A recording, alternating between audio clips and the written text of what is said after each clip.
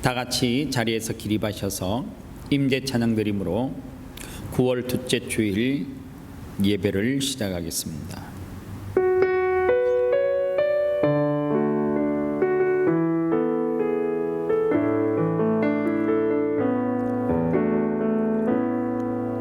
하늘의 문을 여소서, 이곳을 주목하소서. 주를 향한 노래가 꺼지니 하늘을 열고 보소서. 이곳에 임재하소서. 주님을 기다립니다. 기도의 향기가 하늘에 닿으니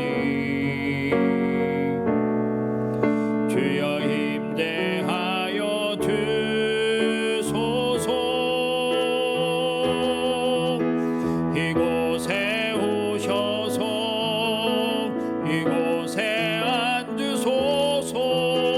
이곳에서 드리는 예배를 받으소서. 주님의 이름만이 오직 주의 이름만 이곳에 있습니다. 이곳에 오셔서 이곳에 앉으소서. 이곳에서 드리는 예배를 받으소서. 주님의 이름만이 오직 주의 이름만 이곳에 있습니다.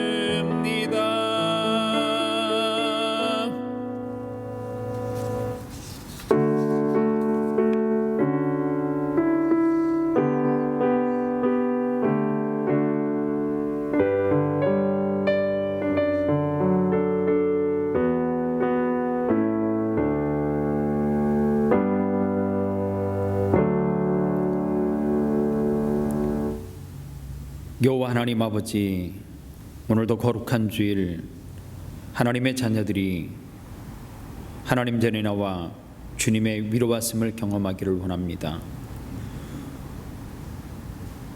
오늘 당신의 이름 앞에 머리 숙인 남녀 종들에게 하늘문을 활짝 여시고 그들을 찾아가 주시고 때로는 그들에게 격려와 때로는 그들에게 위로의 음성을 들려주시옵소서. 이 예배를 통하여서 하나님 앞에 머리 숙인 모든 그리스도인들에게 하늘의 문을 활짝 여시고 주님께서 친히 이 시간 만나 주시옵소서. 예배 시종을 주님께 의탁하오며 거룩하신 예수님의 이름으로 기도합니다. 아멘. 찬송가 5장 찬송 부르겠습니다.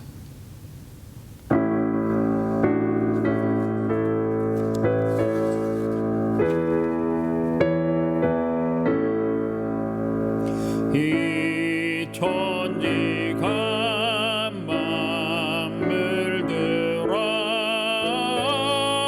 복 주시는 주 여호와 전능 성부 성자 성령 찬송하고 찬송하세.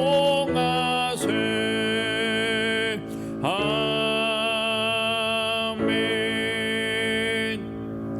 사도신경으로 신앙 고백드립니다. 나는 전능하신 아버지 하나님 천지의 창조주를 믿습니다. 나는 그의 유일하신 아들 우리 주 예수 그리스도를 믿습니다. 그는 성령으로 잉태되어 동정녀 마리아에게 낳으시고 본디오 빌라도에게 고난을 받아 십자가에 못 박혀 죽으시고 장사된 지 사흘 만에 죽은 자 가운데서 다시 살아나셨으며 하늘에 오르시어 전능하신 아버지 하나님 우편에 앉아 계시다가 거기로부터 살아있는 자와 죽은 자를 심판하러 오십니다. 나는 성령을 믿으며 거룩한 공교회와 성도의 교제와 죄를 용서받은 것과 몸의 부활과 영생을 믿습니다. 아멘. 다 같이 자리에 앉으셔서 찬송가 412장 찬송하겠습니다.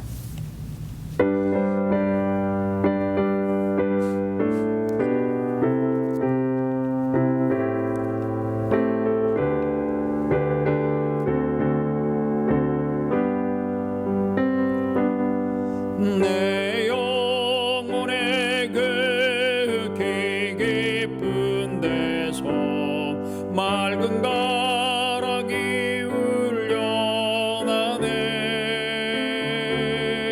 하늘 곡조가 언제나 흘러나와 내 영혼을 고이 사네.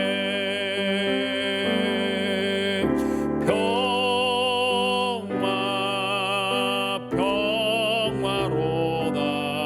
하늘 위에서 내려오네. 그 사랑의 물결이 영원토록 내 영혼을 덮으소서.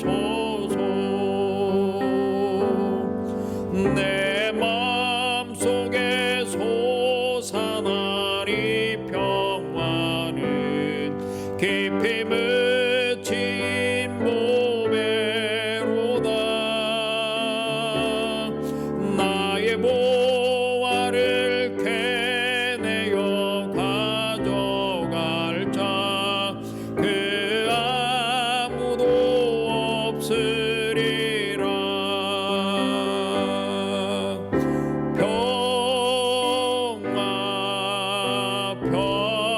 평화로다.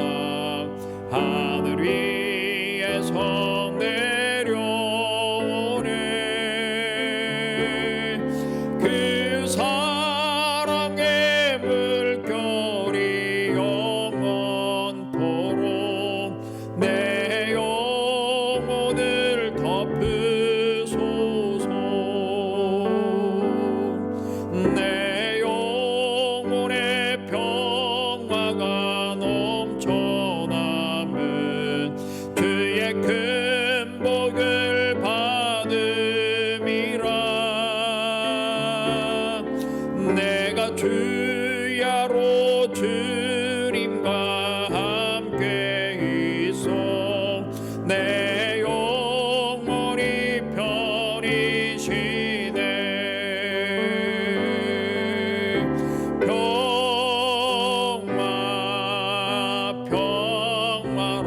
평화로다. 하늘 위에서 내려오네. 그 사랑의 물결이 영원토록 내 영혼을 덮으소서. 이 땅 위에 험한 길 가는 동안 참된 평화가 어디 있나. 우리 모두 다 예수를 친구 삼아 참 평화를 누리겠네.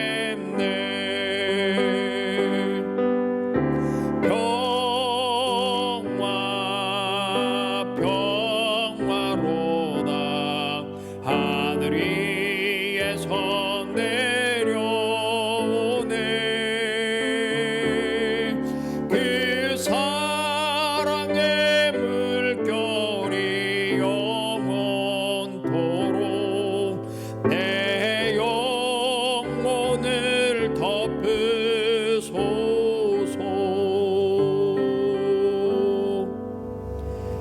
이 시간 참회의 기도를 드리도록 하겠습니다. 하나님 앞에 기도할 때에 이 땅의 교회를 위해서 기도하면 좋겠습니다. 하나님이 기뻐하시는 교회, 하나님이 원하시는 교회를 교회마다 세워갈 수 있도록 어려운 시기를 뜰수록 교회가 해야 될 사명을 부여잡고 자라온 어려우나 치우치지 아니하고 걸어갈 수 있는 믿음을 달라고 기도하면 좋겠습니다. 특별히 지 교회를 이끌어가는 주의 종들을 위해서 기도하면 좋겠습니다. 하나님의 영을 잘 분별하여서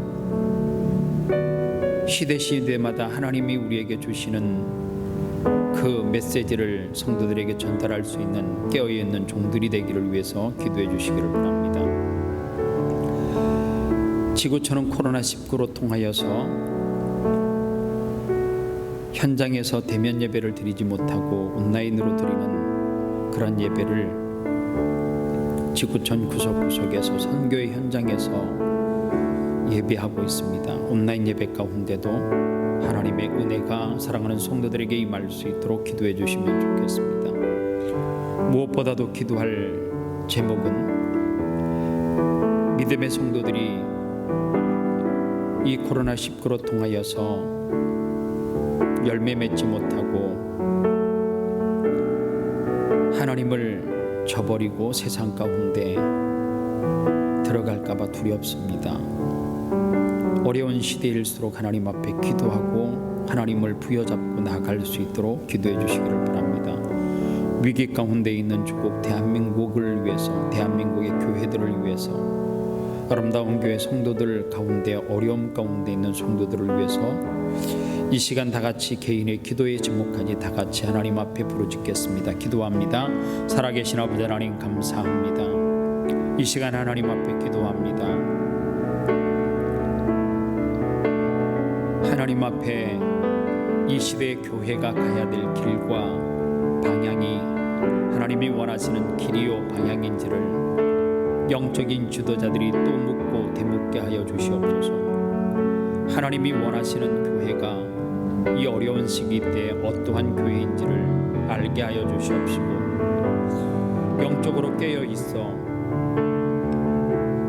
하나님의 세미한 그 메시지를 주의 종들은 온전하게 전하게 하시고 사랑하는 양들은 목자의 온전한 소리를 듣고 어떠한 환경 가운데서도 포기하지 아니하고 묵묵히 따라갈 수 있는 믿음을 허락하여 주시옵소서.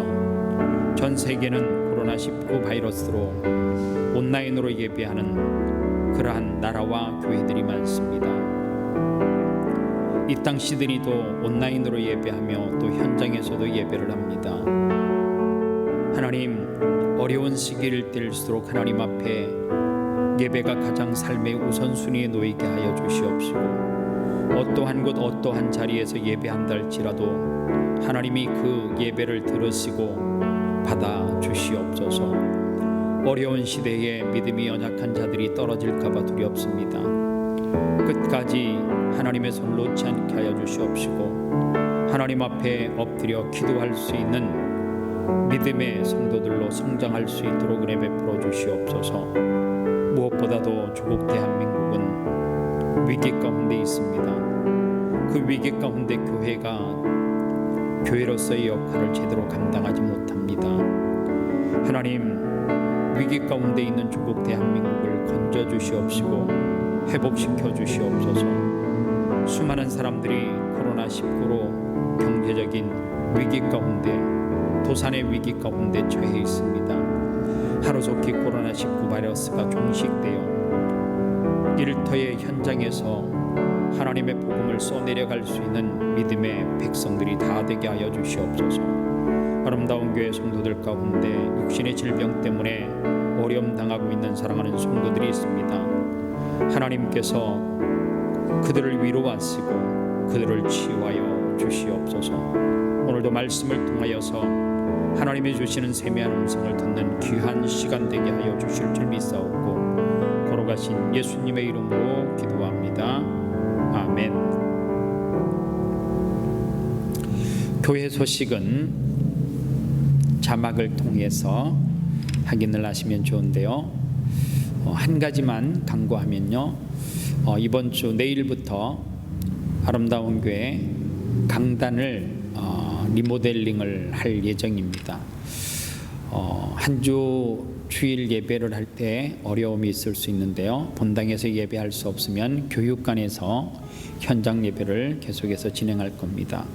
한 주 정도만 지나면 아름다운 게 본당 강대상이 또 새롭게 이렇게 꾸며질 줄 믿습니다. 이 공사를 위해서 기도해 주시기를 바랍니다.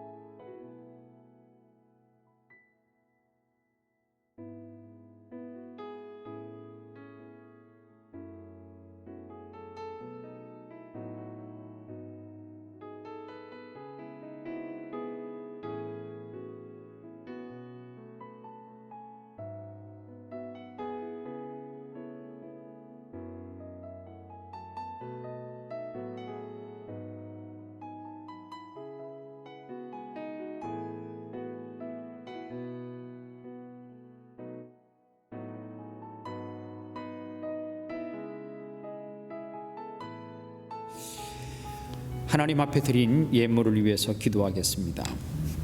살아계신 아버지 하나님 감사합니다. 이 시간 사랑하는 성도들이 하나님 앞에 정성스러운 예물을 올려드렸습니다. 11조를 드렸습니다. 물질의 주인이 내 것이 아니라 하나님이 이 물질의 주인입니다 고백하며 하나님 앞에 드렸사오니 그들의 창고가 차고 넘치는 축복을 경험케 하여 주시옵소서. 삶 가운데 감사 예물을 드립니다. 마음에 소원이 있어서 소원의 예물을 드립니다. 내가 가진 물질이 풍요롭지는 않지만 이 지구촌에 가난한 이웃이 있어 월드비전과 컴패션과 구제 예물과 또 다음 세대들을 위한 장학 헌금을 하나님 앞에 올려드립니다. 이 모든 예물 정말 필요한 곳에 필요한 사람에게 쓰여지게 하시되 물질이 쓰여지는 곳에 하나님의 영광이 드러나게 하시고 복음이 심겨지는 놀라운 역사가 있게 하여 주시옵소서. 사랑하는 성도들이 땅끝까지 주님의 복음이 증거되기를 원하는 마음으로 선교 예물을 심었습니다.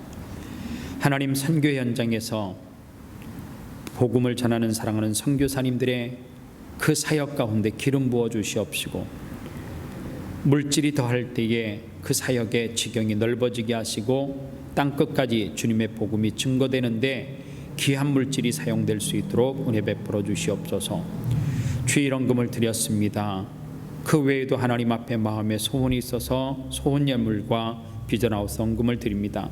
모든 예물 주님께서 기쁘게 받아 주실 줄 믿사옵고 걸어가신 예수님의 이름으로 축복하며 기도합니다. 아멘. 다 같이 자리에서 기립하셔서 하나님의 말씀 받습니다. 하나님의 말씀은 구약성경 사무엘상 23장 15절로 23절 말씀까지입니다.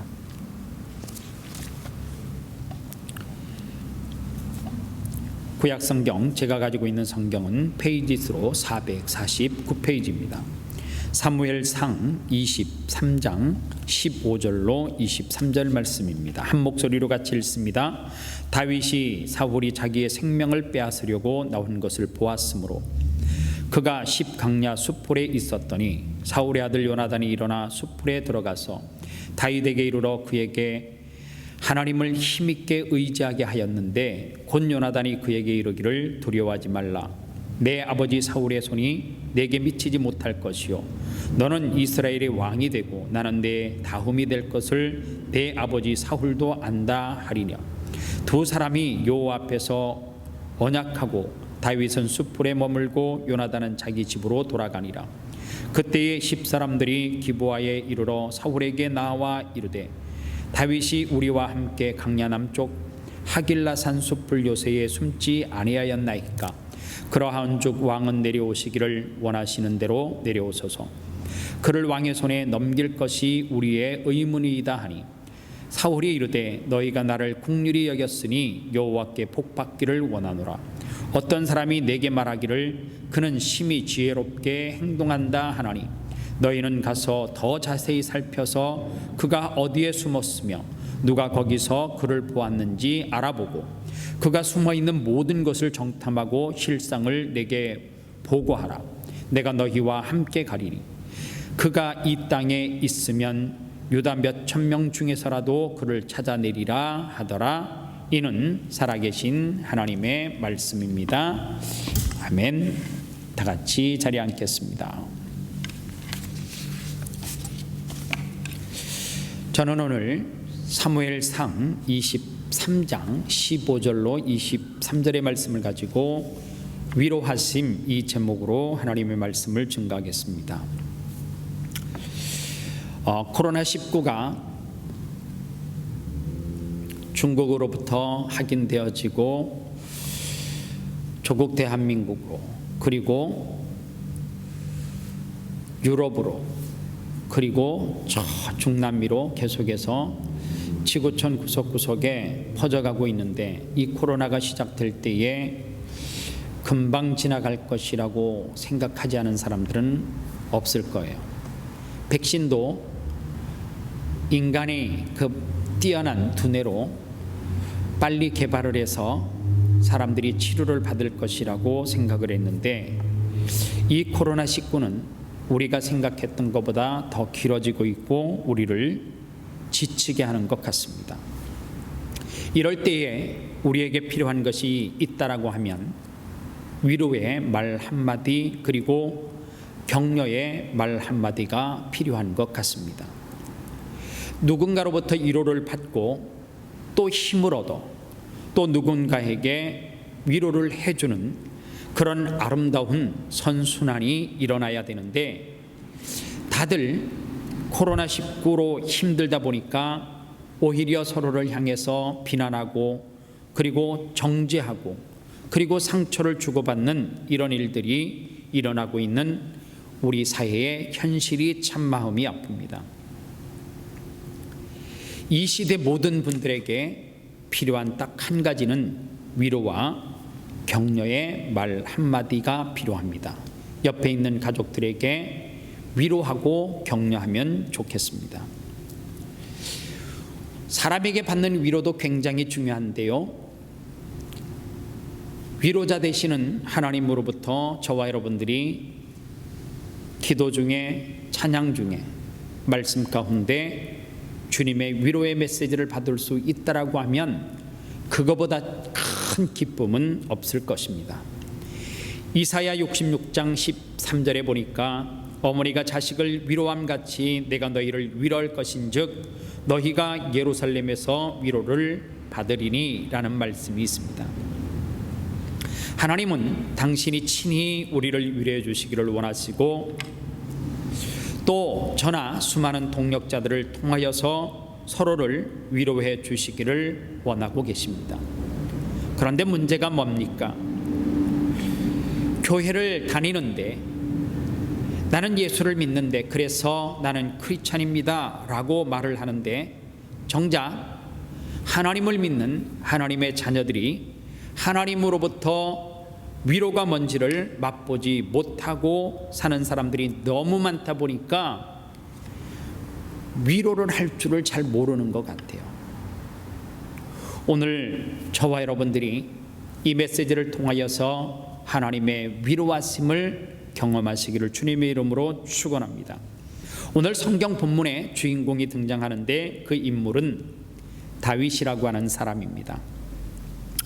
이분도 우리처럼 인생의 고비를 넘어가고 있습니다. 그에게 위로가 필요해요. 그 위로는 사람이 될 수도 있고 하나님이 될 수도 있는데 그는 지금 어려운 상황 가운데 처해 있기에 누구로부터든지 아니면 하나님의 메시지를 통하여서 위로가 필요한 사람입니다. 오늘 본문의 상황은 다윗이 이스라엘의 왕 사울로부터 쫓김을 당하고 있는 상황입니다.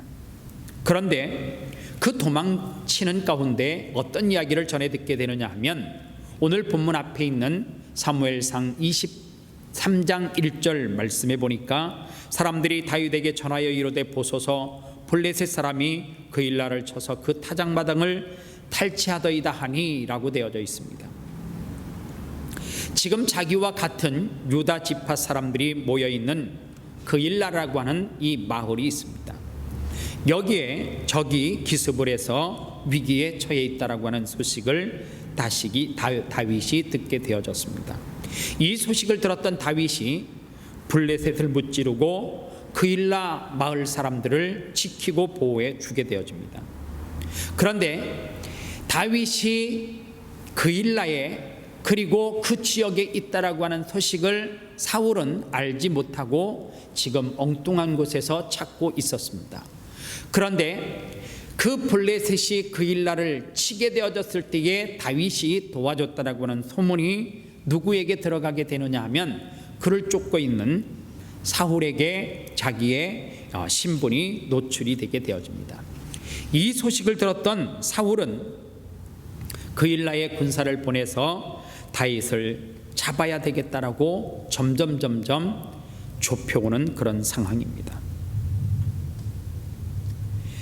다윗이 그일라 사람으로부터 상처를 받은 것은 목숨을 걸고 자기의 신분이 노출되면 되지 않는데 노출이 되는 그 상황, 어려운 상황 가운데 그것을 감내하면서 그일라 사람들을 위기 가운데 도와주었는데 이 그일라 사람들이 도움을 받고 난 다음에 다윗을 배신하여서 사울에게 넘겨주려고 다윗이 어디에 있는지를 정확하게 알려주게 되었습니다. 이 소식을 전해 들은 다윗의 마음이 얼마나 비참하겠습니까? 나는 지금 위험한 상황 가운데 그들을 목숨 걸고 도와주었는데 어떻게 이렇게 자신을 배신할 수 있을까라는 마음이 다윗에게 들어갔을 거예요. 다윗이 얼마나 마음의 상처가 심한가. 다윗의 삶을 시를 통하여서 잘 표현해 놓은 내용이 시편에 있습니다. 시편 41편에 보면 6절과 8절 말씀에 이런 말씀이 있습니다. 나를 보러 와서는 거짓을 말하고 그의 중심에 악을 쌓았다가 나아서는 이를 널리 선포하오며 나를 미워하는 자가 다 하나같이 내게 대하여 수군거리고 나를 해하려고 꾀하며 이르기를 악한 병이 그들에게 들었으니 이제 그가 눕고 다시 일어나지 못하리라 고하매. 이 시편 41편을 읽으면서 다윗이 참 귀하고 귀하다라고 하는 생각을 하게 되는 것, 그가 참 위대한 사람이라고 생각이 되어지는 것은 그의 인생 가운데 어려움을 한두 번 경험한 것은 아니에요. 그러나 그런 위험한 상황 가운데 위기를 만났을 때에 오늘 성경 본문의 말씀처럼 그일라 사람들에게 배신의 아픔을 겪었을 때에 다윗이 다윗 될 수 있었던 것은 그 아픔을 기어이 딛고 일어나 상처에 무너지지 아니하고 결국 하나님의 사람으로 또다시 우뚝 서는 그러한 모습을 우리는 다윗을 통해서 보게 되어지는 것입니다. 사실 우리가 아무리 노력을 해도요, 내가 허위를 베풀어 주었는데 뒤에서 비수를 꼽는 그일라 사람들과 같은 그러한 모습을 우리가 피할 수는 없습니다. 아무리 노력을 해도 사울왕과 같은 못된 인간을 우리가 피할 수는 없습니다. 그렇기 때문에 그런 인간을 만나지 않게 해달라고 하나님 앞에 기도하는 것도 굉장히 중요해요. 그러나 더 중요한 것은 다윗처럼 그런 악한 것들 앞에서도 상처받지 않고 하나님 앞에 설 수 있는 그런 이 내적 강함을 달라고 기도하는 것이 훨씬 우리가 이 인생을 살아가는데 상처를 덜 받고 또 하나님의 자녀로서 지혜롭게 이 내적 강화를 통하여서 하나님의 사람으로 우뚝 설 수 있다라고 하는 것을 기억하시면 좋을 것 같습니다. 우리가 다윗처럼 그렇게 무너지지 않는 그런 영적 내성의 강함을 가지기를 원한다라고 하면 다윗에게서 배워야 될 것이 한 두 가지가 있습니다. 그 하나가 뭐냐 하면, 여러분, 우리도 다윗처럼 14절의 말씀을 볼 수 있는 눈을 가져야 합니다. 14절 말씀에 다윗이 강야의 요새에도 있었고 또 10강야 산골에도 머물렀으므로 사울이 매일 찾되 하나님이 그를 그의 손에 넘기지 아니하시더라, 이런 말씀이 있습니다. 사울은 다윗을 죽이기 위해서 매일 찾았습니다. 그를 찾아서 죽이려고 했습니다. 다윗이 그 사실을 알았습니다. 얼마나 두렵겠습니까? 그러나 다윗은 그 두려움의 벽을 뛰어넘어서 어디까지 볼 수 있는 눈을 가지고 있습니까? 하나님이 적어도 나를 그들의 손에 넘겨주지 않을 것이라고 하는 확신이 다윗 가운데 있었다라고 하는 사실입니다. 신약성경의 사도 바울이라고 하는 인물은 고린도후서 4장 8절로 9절 말씀에서 이런 고백을 합니다. 우리가 사방으로 우겨쌈을 당하여도 쌓이지 아니하며 답답한 일을 당하여도 낙심하지 아니하며 박해를 받아도 버림받지 아니하며 거꾸로 트림을 당하여도 망하지 아니하고 라는 말씀이 있습니다. 우리가 사방으로 우겨쌈을 당할 수가 있습니다. 우리가 답답한 일을 당할 수도 있고 박해를 받을 수도 있습니다.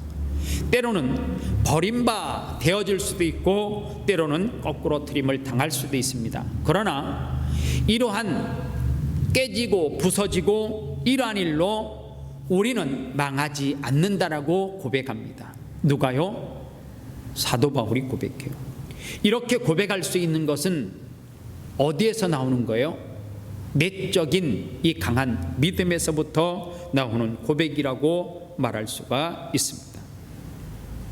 오늘 우리가 이런저런 일을 당하고 답답하고 마음이 무너지는 상한 일이 있다면 어디 가서 돈을 쓰면서 위로받는 그런 것 말고요. 누구의 위로가 필요해요? 하나님의 위로하심이 필요해요. 그리고 우리는 그 하나님의 위로하심이야말로 우리의 답답한 환경도, 그리고 우리가 사방으로 우겨쌈을 당하고 있는 그러한 현실도, 우리가 낙심할 수밖에 없는 이런 환경적인 상황 가운데 있어도 우리는 하나님이 그 은혜를 통하여서, 하나님이 주시는 마음의 평안을 통하여서 위로받을 수 있음을 알고, 사방으로 우겨쌈을 당할 때에 하늘이 열려져 있음을 알고 하나님을 찾는 지혜로운 다윗과 같은 성도들이 되시기를 주님의 이름으로 축원하는 것입니다. 그런가 하면 두 번째로, 우리도 위기 때에 다윗과 같은 강한 힘을 누리기 위해서는 15절과 16절의 말씀을 떼우면 안 돼요. 세트로 묶어서 그 두 절의 말씀이 하나가 되어질 때에 우리에게 놀라운 역사가 일어난다는 거예요. 그것이 뭐냐면 15절의 말씀을 보십시오. 뭐라 되어져 있습니까? 다윗이 자기의 생명을 빼앗으려고 나온 사울을 보았으므로 그가 10광야 수풀에 있었더니, 이 말씀 한 구절만 보면 다울은 그냥 도망자예요. 그러나 16절 말씀을 같이 묶어서 보면 사울의 아들 요나단이 일어나 수풀에 들어가서 다윗에게 이르러 그에게 하나님을 힘있게 의지하게 하였는데 라는 말씀이 있습니다.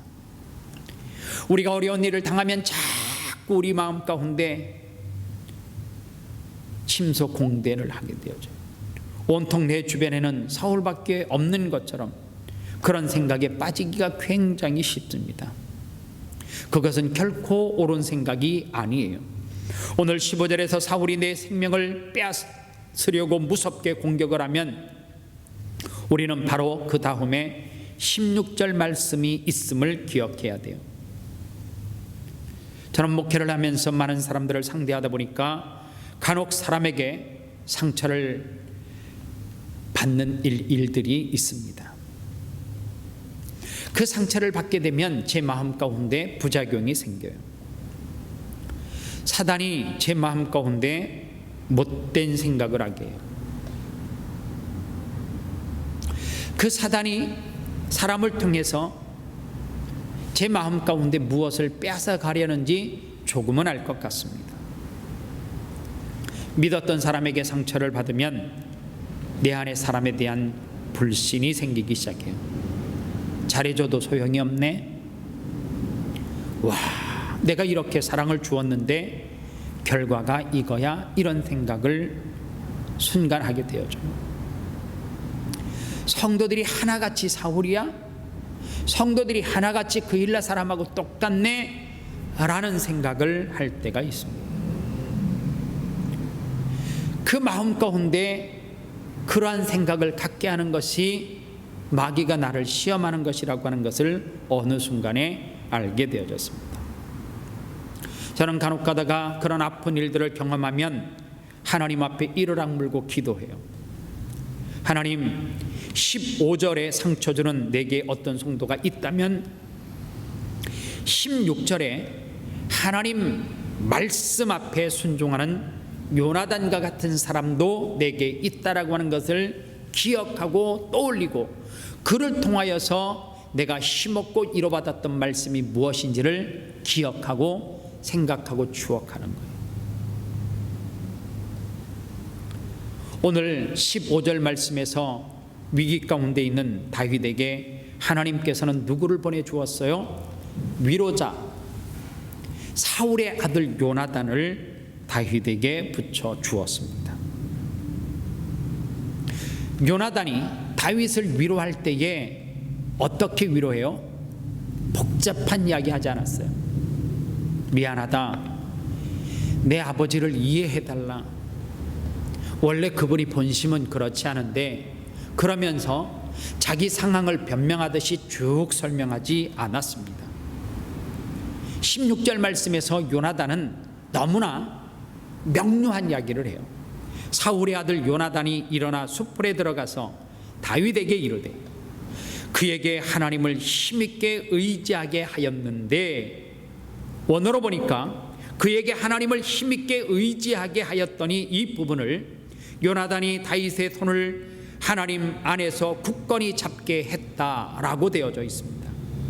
가만히 보니까 요나단이 무슨 이론을 가지고 상황을 가지고 구구절절 말을 많이 한 것이 아닙니다. 딱 한마디의 정곡을 찌르는 이야기를 했어요.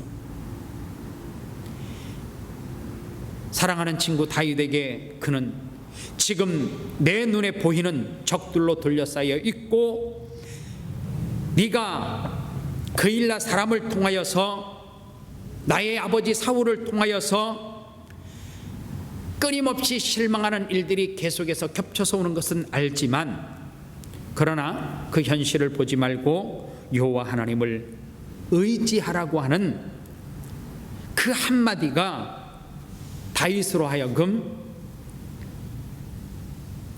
시험 가운데 아니면 낙심 가운데 빠질 수 있는 그 마음을 다잡게 되는 계기가 되어졌다라고 하는 사실입니다. 이 한마디의 위로로 통하여서 다윗이 회복되고 다윗이 위로받았다라고 하는 사실입니다.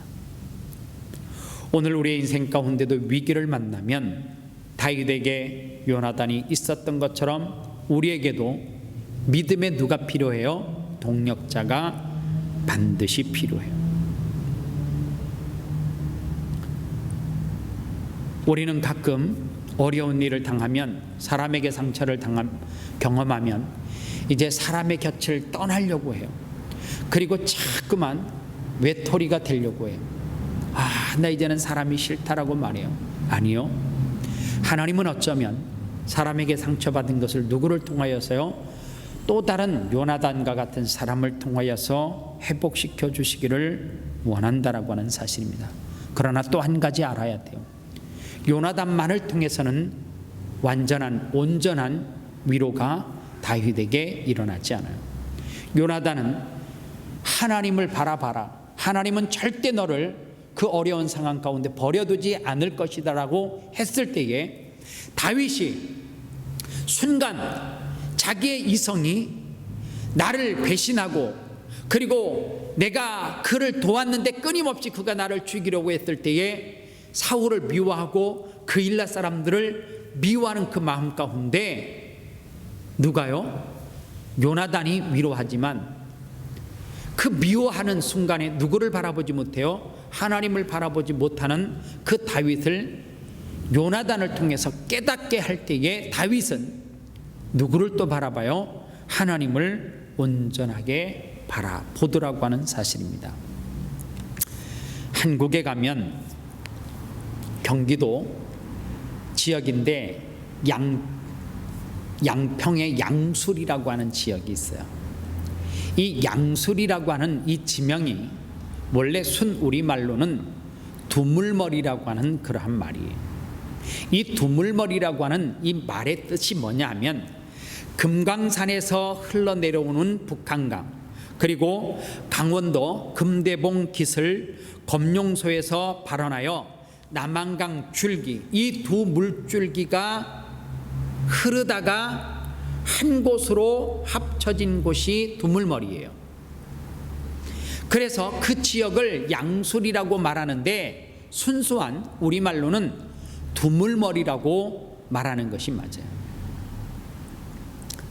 제가 왜 이야기를 하느냐 하면 오늘 말씀을 묵상하다가 이 두물머리라고 하는 이 금강산에서 흘러서 이 북한강을 통하여서 이 양평 지역에 서로 흘러내려오다가 한 곳은 남한강 기슭에서 흘러내려오다가 어디에서 만나요? 두물머리라고 하는 지역에서 물이 하나가 되어져서 만나요.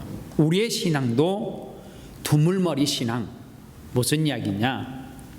때로는 하나님만 바라보고 살아간다. 때로는 나는 사람만 의지라고 하는 것은 어떻게 보면 완전한 것이 아니에요. 때로는 사람에게 위로가 필요하고 또 하나님의 위로하심이 필요해요. 그래서 하나님은 우리 곁에 누구를요? 이웃을 두었어요.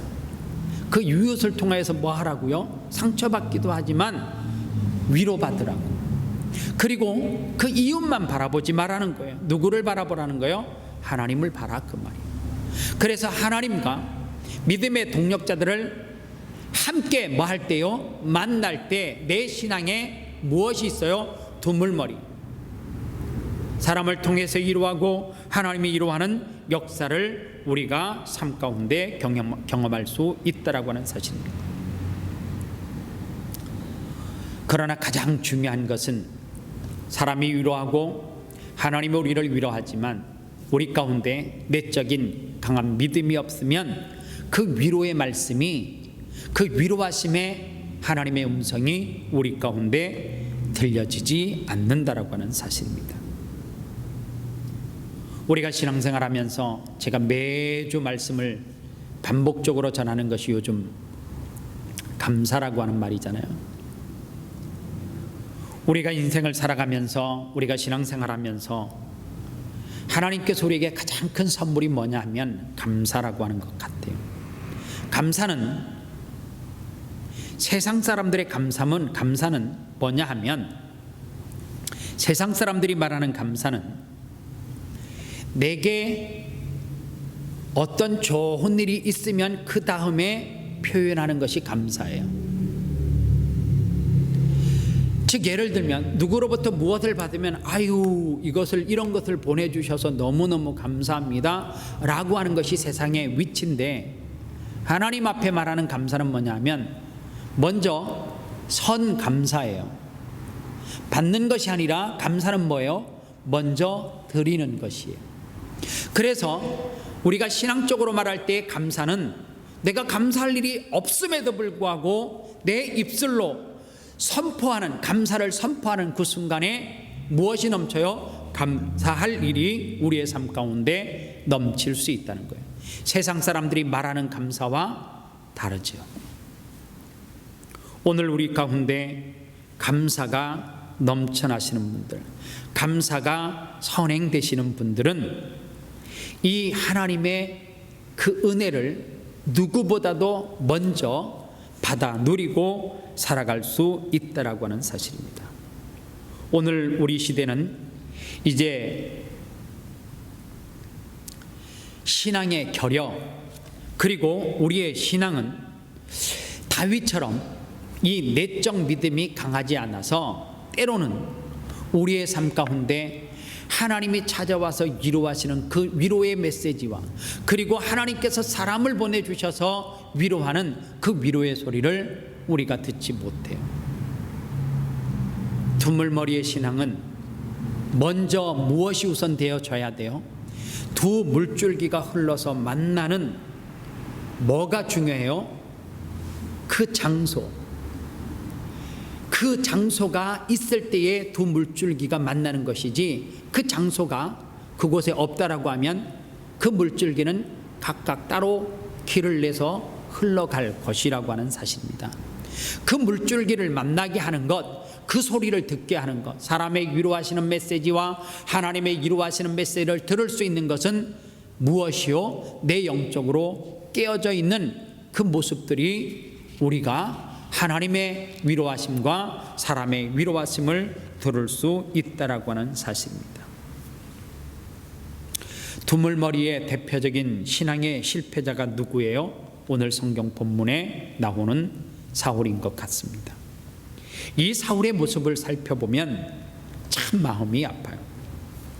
7절과 8절 말씀에 보면 다윗과 너무나 대조되는 사울의 모습을 볼 수가 있습니다. 다윗이 그일라에 온 것을 어떤 사람이 사울에게 알림해 사울이 이르되 하나님이 그를 내 손에 넘기셨도다.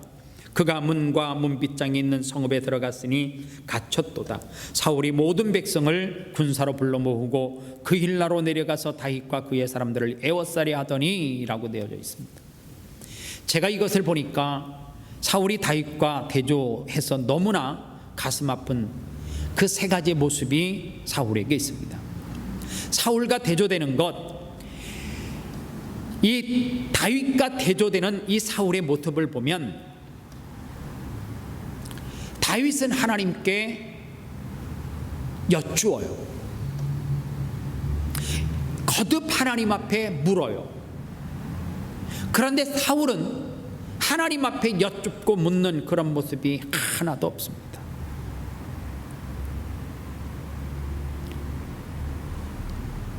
다윗은 무슨 일이 있을 때마다 하나님에게 물어요. 사울은 무슨 일이 생길 때마다 스스로 해결하고 결정하고 판단을 해요.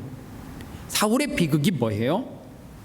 자의적으로 하나님의 뜻을 또 왜곡해요. 7절에 보세요. 다윗이 그일라에 온 것을 사울에게 알림해 사울이 이르되 하나님이 그를 내 손에 넘기셨도다. 성경을 이렇게 자기 멋대로 해석하는 사람이 어디 있어요? 하나님께서 설령 다윗을 사울에게 넘기는 상황이에요? 그렇지 않죠.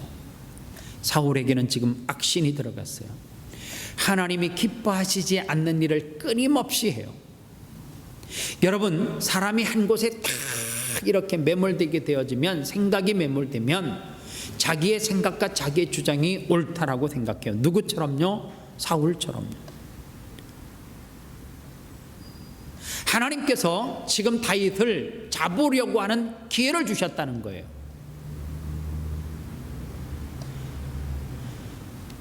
하나님께서 사울에게 다윗을 잡을 수 있는 기회를 줬어요? 아니지요. 그런데도 그는 스스로 뭐라고 이야기해요? 하나님께서 내게 다윗을 잡으라고 이런 절호의 기회를 주셨다라고 말해요. 자의적인 해석, 요즘 한국 교회가 자의적인 해석이 너무 치우치다 보니까 자기가 말하는 것이 하나님의 생각, 하나님의 뜻이라고 그렇게 말하는 사람들이 많은 것 같습니다. 다 내 좋은, 내 유리한 쪽으로, 내가 생각하는 쪽으로 해석을 하려고 해요. 제가 오래전에 어떤 영화를 봤는데요, 어느 백인이 흑인을 노예로 그렇게 사서 자기 목화밭에서 농사를 짓는 일을 시키는 그런 배경이에요. 그런데 그 백인의 집에 흑인 부부가 노예로 잡혀왔어요. 그리고 그들이 이제 목화밭에서 열심히 일을 하는데 이 백인 주인이 그 흑인 여자를 보고 마음의 음욕을 뿜어요. 그리고는 그 남편이 있는 그 여인을 성폭행을 해요. 그 사실을 그 목화밭에서 일하는 남편이 목격을 하게 되어졌습니다. 그 남자가 부들부들 떨면서 뭐라고 한마디를 해요. 그랬더니 그 백인 남자가 그 흑인 남자를 총으로 그 여인이 보는, 아내가 보는 그 자리에서 쏴 죽입니다. 이런 악랄한 이 백인이 저녁이 되어져서 식탁이 나오는 거예요. 그 착취한 노동력을 가지고 이뤄 놓은 것을 식탁에서 풍성한 식탁을 대하면서 그 음식을 먹기 전에 하나님 앞에 감사하는 기도를 드리는 거예요. 그리고 그런 날이 밝아서 그 목화밭에 나가서 하나님이 축복하셨다라고 그렇게 손을 들고 하나님 앞에 감사하다라고 외치는 거예요. 그리고 그는 하나님 앞에 이런 기도를 해요. 이러한 큰 농경지를 이룰 수 있는 노예들을 내게 축복으로 주신 것에 대해서 감사하다는 거예요. 여러분들, 이게 축복입니까? 제가 그 영화를 보는데 역겨워서 토할 지경이었습니다. 왜냐하면 무슨 신앙인의 모습이 그래요.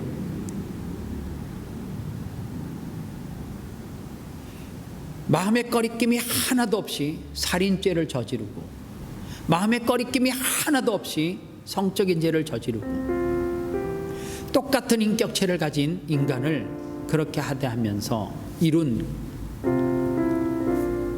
그 목화밭과 그 풍성한 식탁이 하나님으로부터 받은 축복이라고요?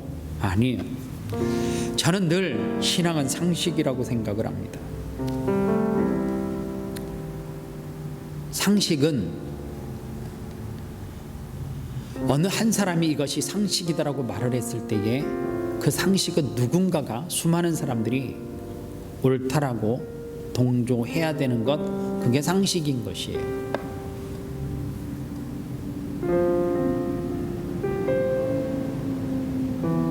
상식은 모든 사람이 들었을 때에 고개가 끄덕여지는 것, 그게 상식이에요.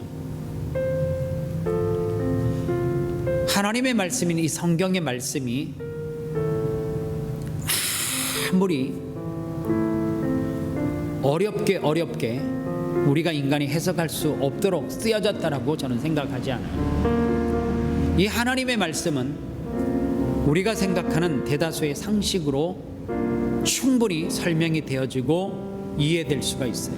왜냐하면 이 말씀이 원어 성경을 알아야지만 성경 66권을 제대로 알 수 있다라고 하면, 그러면 그 원어를 공부하지 않은 사람은, 지식이 짧은 사람은 하나님을 어떻게 알아요? 내 이웃을 내 몸처럼 사랑하라는 거 상식으로 알 수 있는 거예요. 어떤 분이 제게 짧은 한 문장을 카톡으로 보내주셨어요. 목사님, 뭐 안부를 쭉 이렇게 여쭙다가 마지막에 이 한 문장을 제게 보냈는데, 목사님, 하나님보다 앞서지 마십시오. 사랑합니다. 이렇게 보냈어요. 목사님, 하나님보다 앞서지 마십시오. 이 짧은 한마디지만 저는 이 문장을 보는 순간 하나님이 저를 불러다 놓고 야단치는 것 같은 소리로 들려지더라고요. 오늘 이 땅의 많은 영적 지도자들이 하나님보다 앞서는 행동을 얼마나 많이 해요.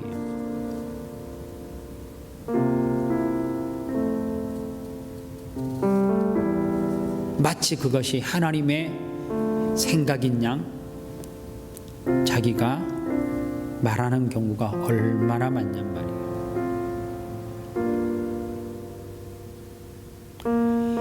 평생 주의 사역을 감당하면서 제 마음 가운데 소원이 하나님보다 앞서는 목회자 되지 않기를 원합니다. 그 기도가 나도 모르게 입에서 터져 나오더라고요. 하나님께 여쭙고 재차 또 여쭙고 그러면서 자의적으로 해석을 곡해서 내게 좋게 갖다 붙이지 아니하고 하나님 한 걸음 뒤에 서서 따라가기를 원합니다. 그 기도가 나오더라고요. 오늘 우리가 요나단과 같은 좋은 신앙의 벗이 없어요.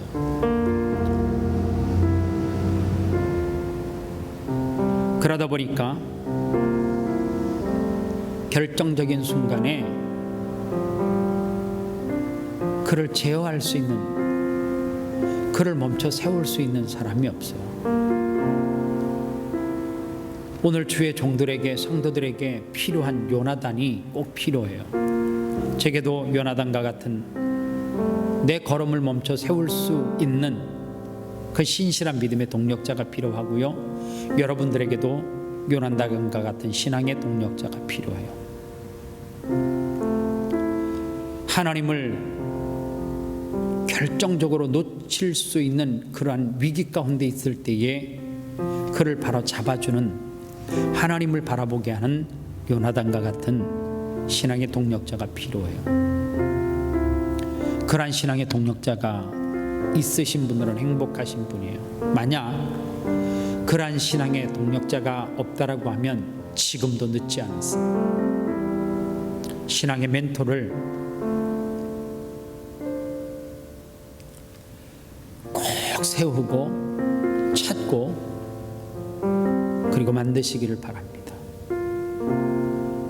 그래서 어떠한 상황 가운데 위기가 찾아오면 그 신앙의 동력자 요나단을 통하여서 하나님을 바라볼 수 있는 길을 찾고 또 그로 통하여서 위로받고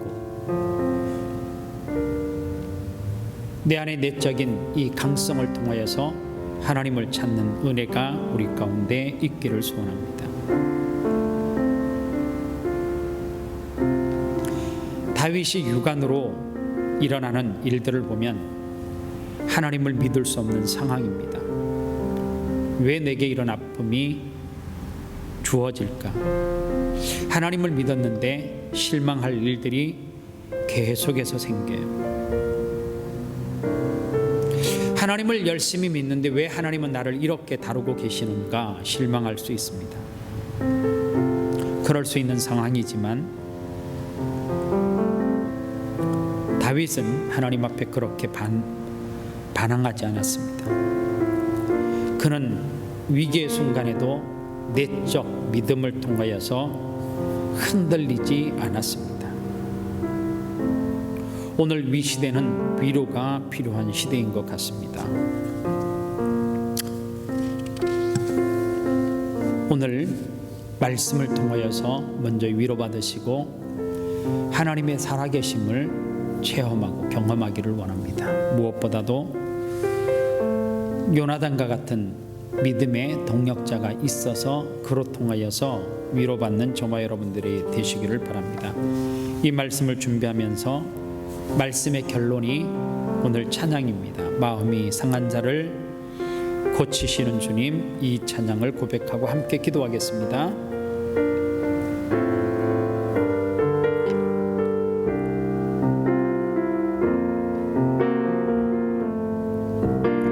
마음이 상한 자를 고치시는 주님, 하늘의 아버지 날 주관하시네. 길로 인도하사 자유케 하소서. 새 일을 행하사 분케 하소서. 의에 줄이고 목이 마르니 성령의 기름 부소서. 의에 줄이고 목이 마르니 내 잔을 채워주소서.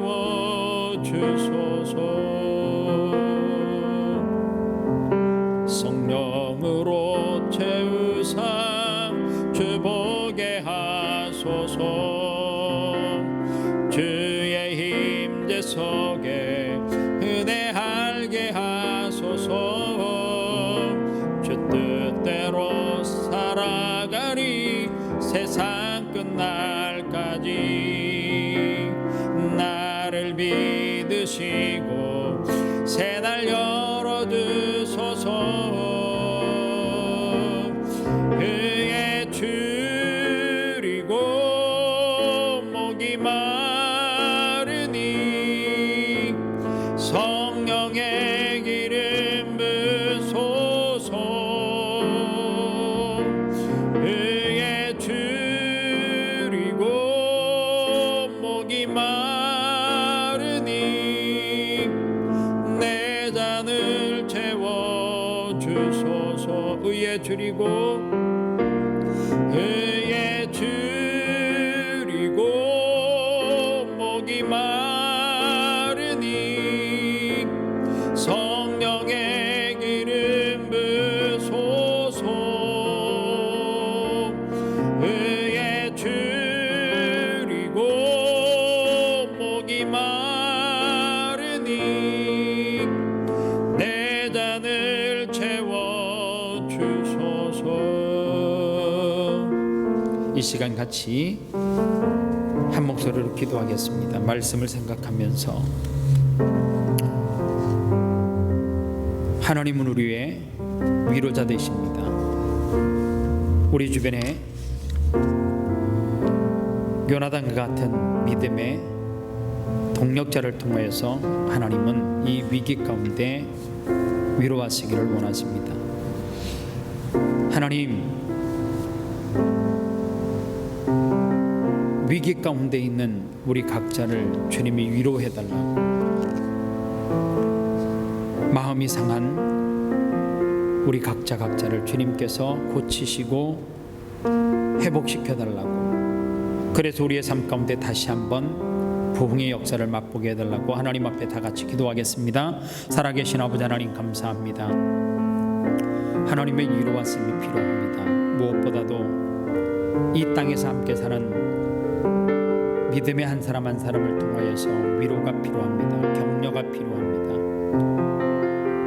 하나님, 이 시대는 한치 앞을 내다볼 수 없는 위기 가운데 있고 고통하며 신음하는 이웃들이 너무나 많습니다.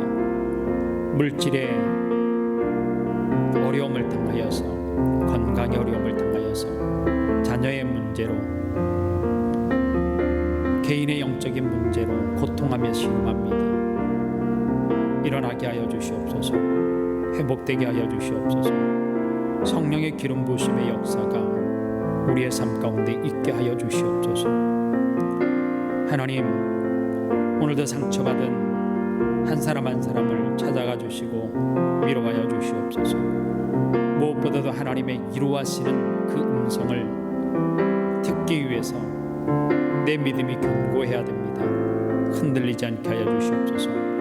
다윗처럼 말씀 가운데 든든하게, 반석 가운데 든든하게 세워지는 그 믿음을 통하여서, 믿음의 멘토를 통하여서 위로하는 그 소리를 듣게 하시고, 하나님의 위로하시는 그 음성을 들음으로 말미암아 다시 한번 위기 가운데 일어날 수 있는 힘을 허락하여 주옵소서. 예수님의 이름으로 기도합니다. 아멘. 자리에서 일어나셔서 교회 찬양 드리고 축도함으로 예배 마칩니다.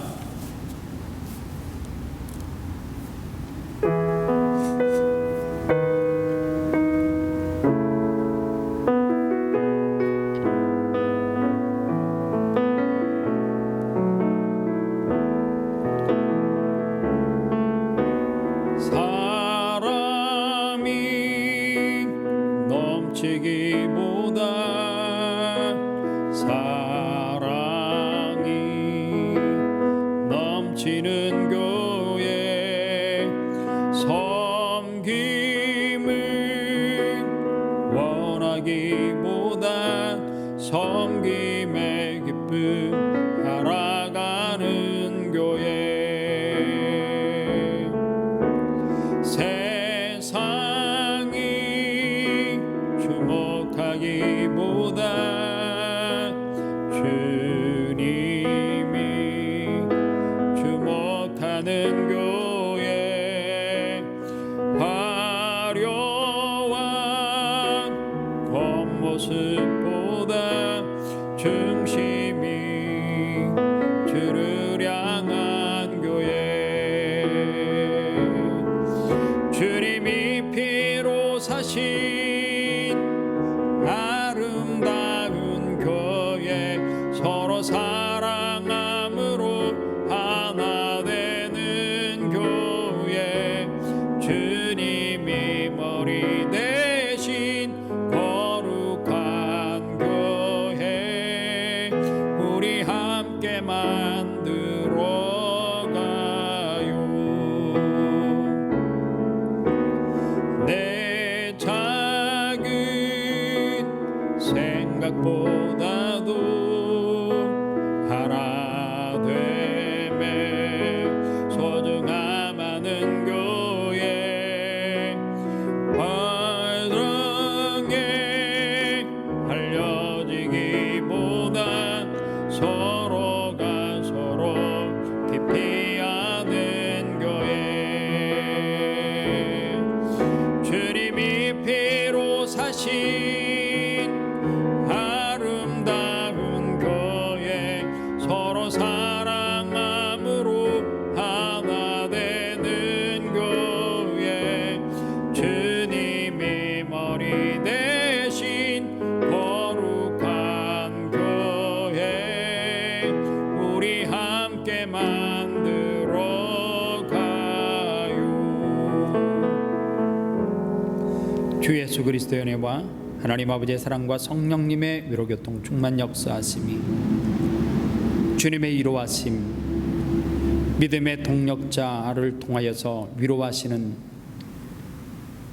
그 소리를 듣고 위기 가운데 다시 한번 일어날 용기와 새 힘을 얻기를 원하는 사랑하는 성도들 머리 위에, 그들의 가정과 기업과 직장과 아름다운 교회와 이 나라와 조국 대한민국 위에 이제로부터 영원토록 함께 계실지어다. 아멘.